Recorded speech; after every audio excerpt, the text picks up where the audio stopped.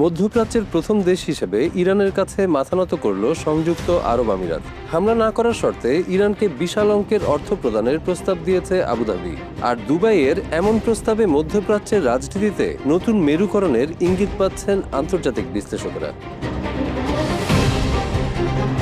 মধ্যপ্রাচ্যের রাজনীতিতে প্রায়ই দেখা যায় যুদ্ধের ভাষা, কিন্তু এবার আলোচনার কেন্দ্রে এসেছে টাকার ভাষা।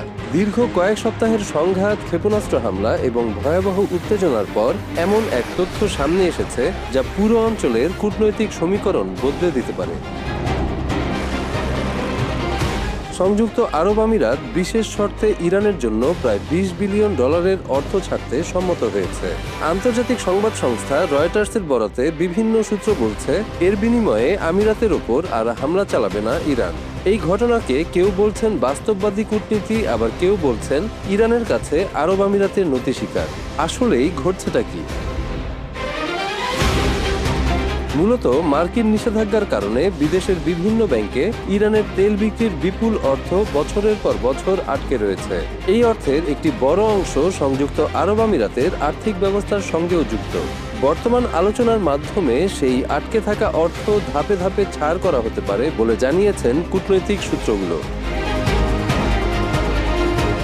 আর এই সিদ্ধান্তের পেছনে রয়েছে আমিরাতে একের পর এক ইরানের হামলা। ইসরায়েল ইরান সংঘাতের সময় যুক্তরাষ্ট্র সরাসরি যুদ্ধে জড়িয়ে পড়ে।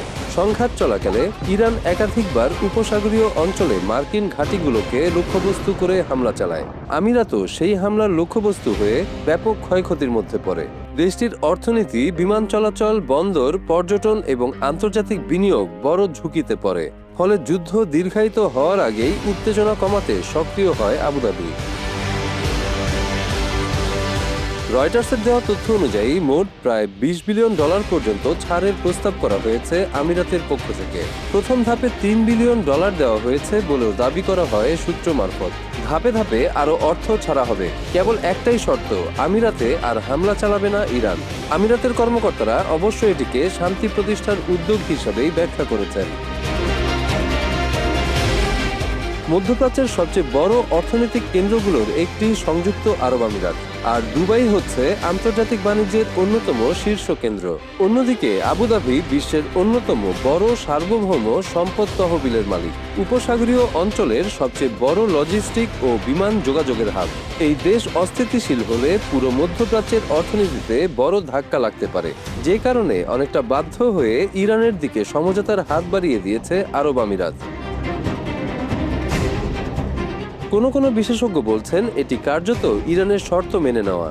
অর্থ দিয়ে হামলা বন্ধের চেষ্টা ভবিষ্যতে আরও চাপ তৈরির সুযোগ করে দিতে পারে।